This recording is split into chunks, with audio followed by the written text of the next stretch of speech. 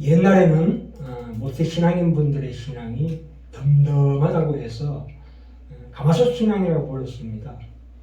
그리고 저같이 중간에 믿은 사람들의 신앙을 냄비 신앙이라고 그래가지고 빨리 뜨거워지고 빨리 식으니까 그렇게 말하곤 했습니다.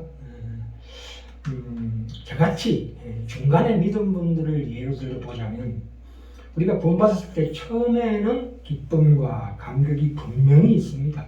또한 그것에 대한 간정도 많습니다만 얼마 못 가서 이 갈등이나 탄식에 빠져들게 됩니다. 로마서 8장 23절에 보시면 이뿐 아니라 또한 우리 곧 성령의 처음 익은 열매를 받은 우리까지도 속으로 탄식하여 양자될 것 곧 우리 몸의 구속을 기다리느니라 이렇게 말씀하십니다. 그러니까 이 탄식, 이 갈등에 빠지는 것이 이 구원의 우리 당연한 순서요 질서다 이렇게 말씀하고 있습니다. 이 갈등은 각자의 그릇에 따라서 교대로 나타나기도 하고 반복해서 나타나기도 하고 또 신앙의 연륜이 긴 분들은 좀 더 길게 이어질 수도 있습니다. 이 갈등이라는 것은 총체적으로 외적이고 객관적이기도 합니다. 그러니까 하나님의 세계에 대한 대비되는 그 마귀와 하늘의 악의 영들에 의한 갈등과 또한 두 번째로 나의 육체, 그러니까 내적이고 주관적인 갈등이 있기도 합니다.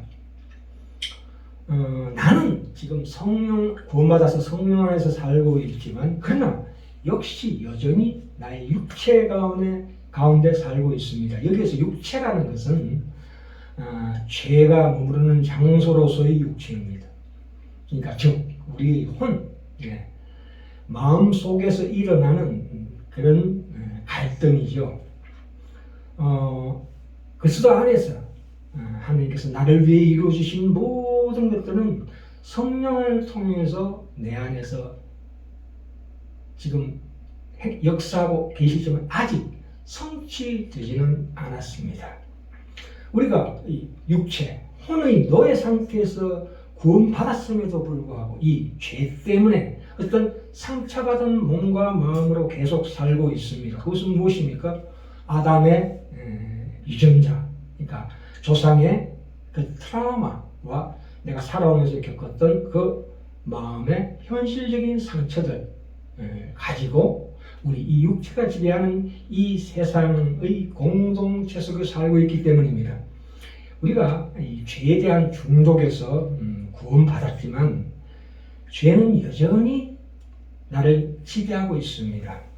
내 삶에 미치는 죄의 그 치명적인 영향. 그러니까 우리가 술이나 담배를 끊고 난 다음에 금단정상이 오지요.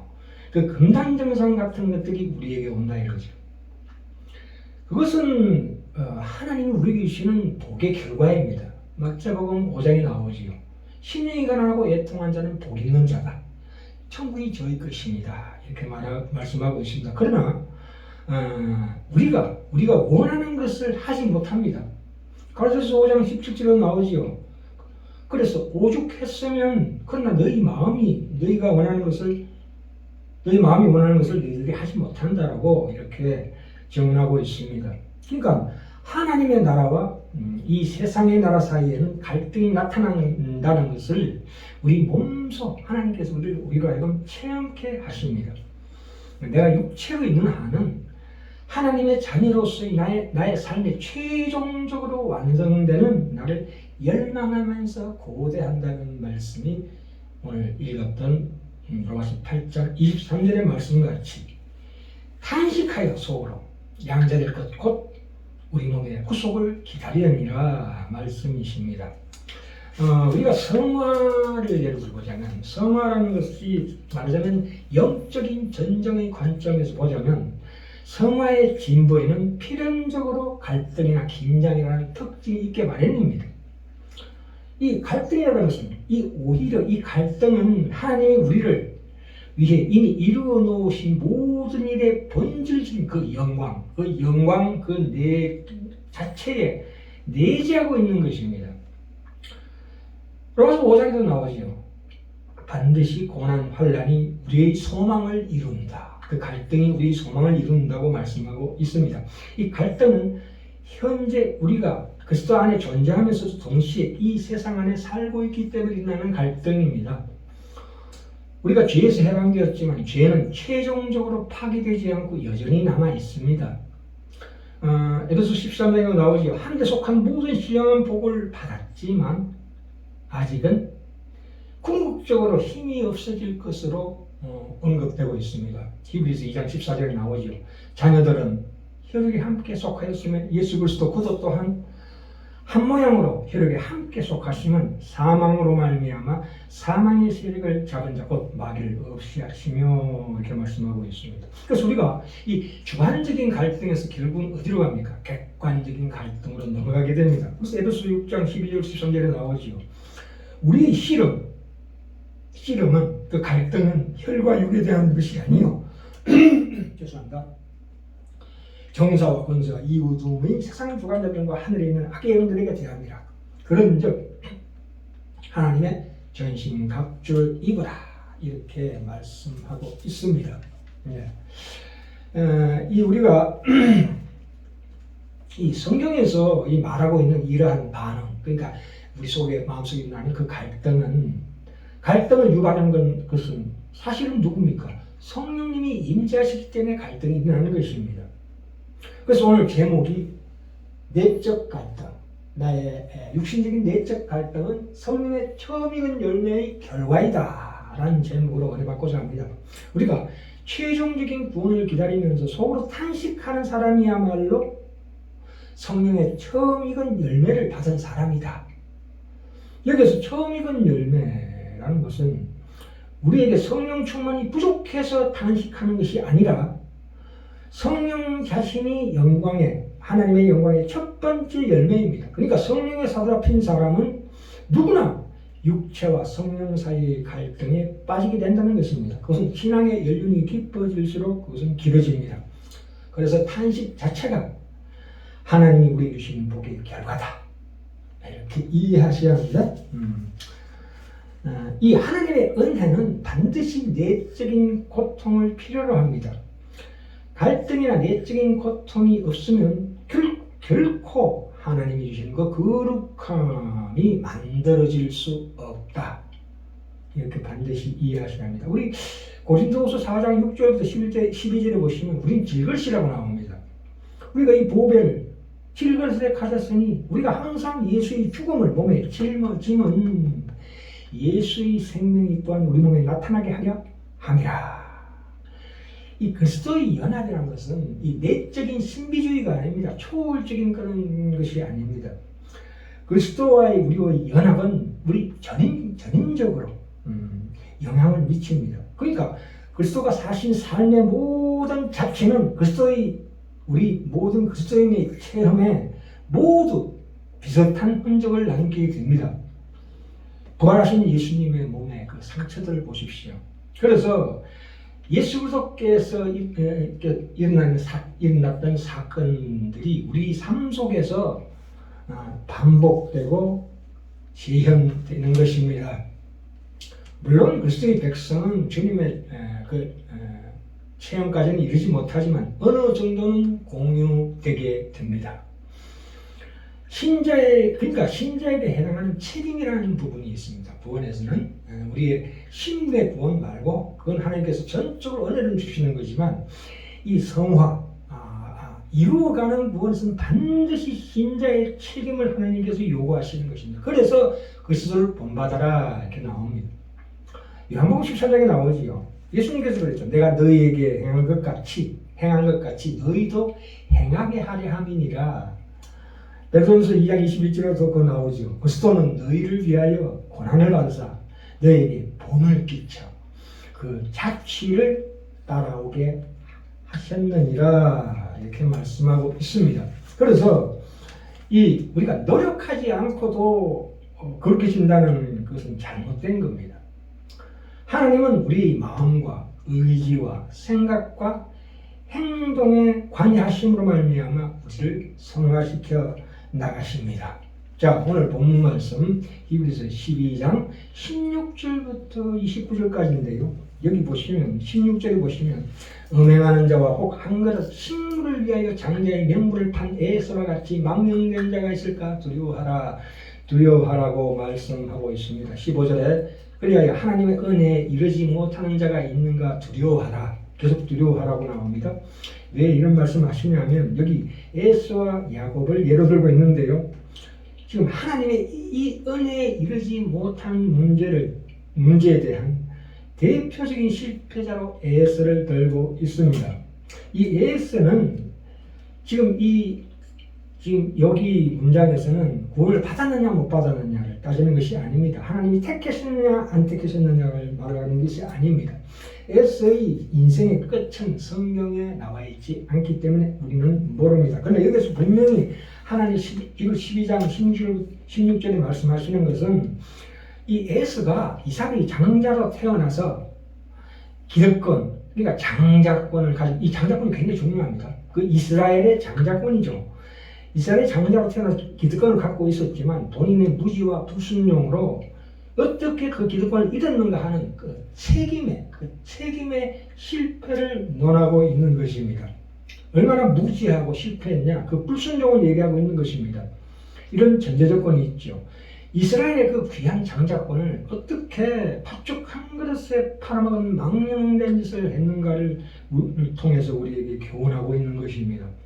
그래서 그렇죠. 창세기 25장에 나오죠. 에서가 분명히 가로되 내가 오늘 죽게 되었으니 이 장자의 명분이 내게 무엇이 유익하리요. 에서는 장자권을 팥죽 한 그릇만큼도 이기지 않았다는 말입니다. 그래서 아까 고린도후서 4장 6절 이하를 다시 보시면 하나님께서 예수 그리스도의 얼굴에 있는 하나님의 영광을 아는 빛이 우리 마음에 비치셨느니라. 그러니까 우리가 이 보배를 이 질그릇, 나라는 질그릇에 가졌다 이렇게 말씀하고 있습니다. 우리가 항상 예수 죽인 것을 몸에 짊어진다. 그 갈등과 탄식이 있다는 거죠. 우리 생명도 우리 몸에 나타나게 하려 함이라. 이게 예수를 믿는다는 것은 우리라는 존재 속에 보배가 들어온 것과 같다고 말씀하고 있습니다. 우리 안에 예수님이 들어와 계셔서 우리는 더럽고 모자라고 실패할 수 있어도 예수 그리스도는 포기될 수 없고 실패할 수 없기 때문에 우리의 운명이 영원하다고 믿는 것입니다. 우리는 이런 기대합니다. 우리가 예수를 믿으면 우리 질그릇이든 우리 존재가 변한다고 생각하는데 그렇지 않습니다. 질그릇 속에 보배가 들어가 있을 뿐이지 이 질그릇 자체가 바뀌지 않습니다. 하나님께서 이 말씀을 통해서 우리에게 요구하는 것은 우리가 남다르게 우리 안에 보배가 있기 때문이라는 것을 증명하시는 삶을 살게 하십니다. 그래서 우리를 말하자면 불신자보다도 남보다 못한 상황에 두시기를 기뻐하십니다. 히브리 12장이 계속 그 말씀하시거든요. 징계하지 않는 아들이 있겠느냐. 그러니까 보배가 드러나기 위해서는 우리 껍질이 깨어져야 한다 이겁니다. 그러니까 그 가치라는 것은 속에 있는 보물 때문입니다. 우리의 겉이 무엇이든 상관없이 속에 있는 것으로 우리를 하나님께서 취급하시기 때문입니다. 그래서 속에 있는 보배를 나타내기 위하여 겉이 찢어지는 삶을 살도록 하나님께서 우리를 인도하신다는 사실입니다. 계속해서 봅시다. 고린도후서 4장 6절부터 있는데 10절 이하 12절까지 나오지요. 그래서 우리 신자가 항상 예수를 위하여 죽음에 넘기움은 예수의 생명이 또한 우리 죽을 육체에 나타나게 하려 함이라. 그 부활의 이 영광이. 그런즉 사망은 우리 안에서 역사하고 생명은 너희 안에서 하느니라. 예수 죽인 것을 몸에 짊어진다는 것입니다. 그러니까 우리의 겉사람이 깨어져야 사망이 우리 안에서 역사해서 그 속에 있는 생명이 드러나는 법이다. 이런 말씀이십니다. 하나님께서 우리 질것이 깨지는 곳으로 인도하신다는 것입니다. 우리가 그렇죠. 이 에서가 팥죽 한 그릇 때문에 장자권을 파는 그러한 유혹과 시험이 우리 삶에도 있습니다. 육체적으로 어떤 명예나 세상적인 능력이나 사람들 간에 받으려고 하는 대접, 그런 자존심의 문제로나 늘 우리는 팥죽 한 그릇도 없이 배고파 죽게 된 것 같은 처지로 인도함을 받습니다. 그때 우리가 결코 낭망하거나 절망하지 말아야 합니다. 그러니까 계속 우리 삶 속에서 에서처럼 장자권을 팔아먹고 싶은 것입니다. 에서가 그랬죠. 내가 죽게 되었으니 이 장자의 명분이 내게 무엇이 유익하리요 하는 말씀. 왜 하나님께서 홀로 이 구원을 이루시지 우리라는 이 질그릇을 통해서 하시느냐 하면 우리를 동역자로, 선봉장으로, 예수님처럼 선봉장으로 서게 하시기 위해서 그렇습니다.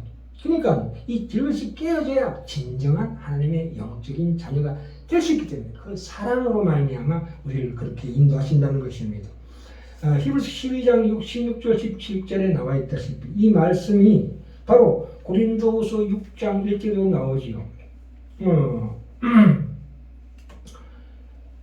1절에 하나님의 은혜를 헛되이 받지 말라 그렇습니다.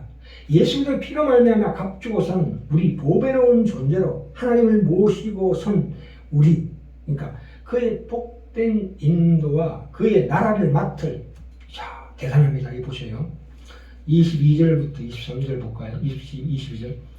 너희는 그러나 너희가 이런 것은 시온산과 살아계신 하나님의 도성인 한데 예루살렘과 천만 천사와 하늘에 기록한 장자들의 총회와 교회와 만민의 심판자이신 하나님과 및 온전케 된 의인의 영이랍니다.